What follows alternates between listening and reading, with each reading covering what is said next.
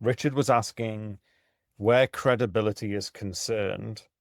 They're saying, like, what do you say, basically? Do you just expand and elaborate on your personal experience in your chosen genre? And Laura was saying, how do you promote yourself with confidence on the website when you aren't certified but have lifelong informal skills? So I guess for both those people, if you're not experienced in a as a coach yet, or you don't have any accreditation or anything like that to back you up, like how do you sell yourself? Mhm. Um, so you start with what you have. So for example, for the first part of the question, if it's mostly what if you mostly have like personal experience, and kind of a hodgepodge of different skills. Well, you can have a few sentences. So, for example, like, I used to be in this situation. I tried this thing, this thing didn't work, and then through whatever method you discovered it, I discovered how to do the thing. Now I did this thing, I got this result, and I want to help you do the same too.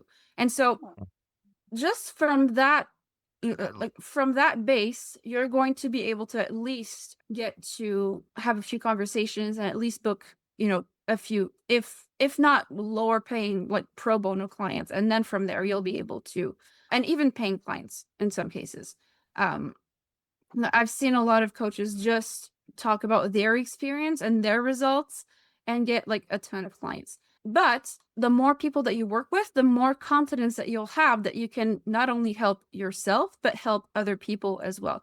The important thing is, not to lie about it. So if you're going on your website, um, you can say, and you start saying, I've done this and I've helped hundreds of people do the same, and it's not true, then it's kind of hard to feel confident about saying that if it's a lie. So, and if you haven't gotten those results for yourself either and for nobody, then I would actually suggest taking a step back before you start coaching and kind of getting that experience that's needed. Whether you take a certification program or get real life experience in the thing you want to coach in, confidence comes through, taking action and doing the things that you're talking about. And so when people say, fake it till you make it, they don't mean lie about what you're doing. They mean, Yeah. you know, dive head first, work with what you have, and eventually that confidence will come. Although with some people, like I know I'm like this, there's always going to be a little bit of that voice in the back of your head that says like, "No, you're not good at any of this." But some people they don't have that issue. But if you're that person, then you may also need to work with a coach to help you kind of work through that as well. But that's Hmm. kind of normal. That's a normal side of things.